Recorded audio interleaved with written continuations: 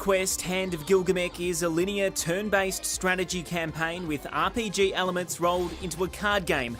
On paper, that's about as overcomplicated as a video game can be, and it's a huge departure for makers Image & Form Games, who've built a reputation on the back of simple yet rewarding gameplay loops in the fantastic SteamWorld Dig, SteamWorld Dig 2, and SteamWorld Heist. This time around, you play as Millie, a young knight desperate to be recognised by the Heroes Guild. When her town is attacked and the guild heroes turn out to be useless, Millie takes matters into her own hands with the help of an expelled student and a basement-dwelling frog. At the centre of SteamWorld Quest's 10 to 15 hour campaign is card-based combat. Before battle, you can assign each of your 3 team members with up to 8 cards. Some can be used freely, but more powerful cards cost cogs, which are built up in battle over time. How you balance your deck is critical. Focusing too heavily on an attack will leave your health bars exposed. Lean too far toward defence, and you won't have the firepower to beat some of the game's toughest foes. And stockpiling attacks that can hit multiple enemies at once become costly against bosses.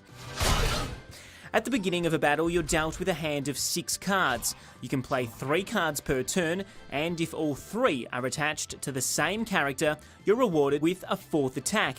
In practice, it's a lot easier than it sounds, and deciding which cards to use at which time is engaging and challenging. Unfortunately, it can also feel a little random. While this isn't an issue for the majority of the game, victory against some of the game's final string of bosses can feel a little too dependent on the hand you're dealt rather than the skill you have in using it. Winning battles earn your characters experience points. It's a system that grants a sense of progress, but ultimately it's irrelevant to your ability to complete the game.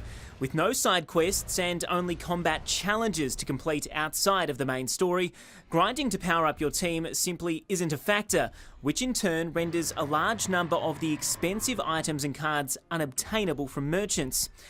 And that's an indication of SteamWorld Quest's biggest problem. There's simply not enough game to flesh out how many layers of mechanics it has. Image & Form has once again crafted a beautiful world through a unique art style, music that hits fever pitch during battles, and endearing characters. By game's end, you have 5 characters to construct your 3-man team out of, but without enemies that demand special tactics to defeat them, there's little need to deviate from the original trio. It's an illusion of choice that never really delivers, and hurts what is otherwise a well-crafted tale about what it truly means to be a hero.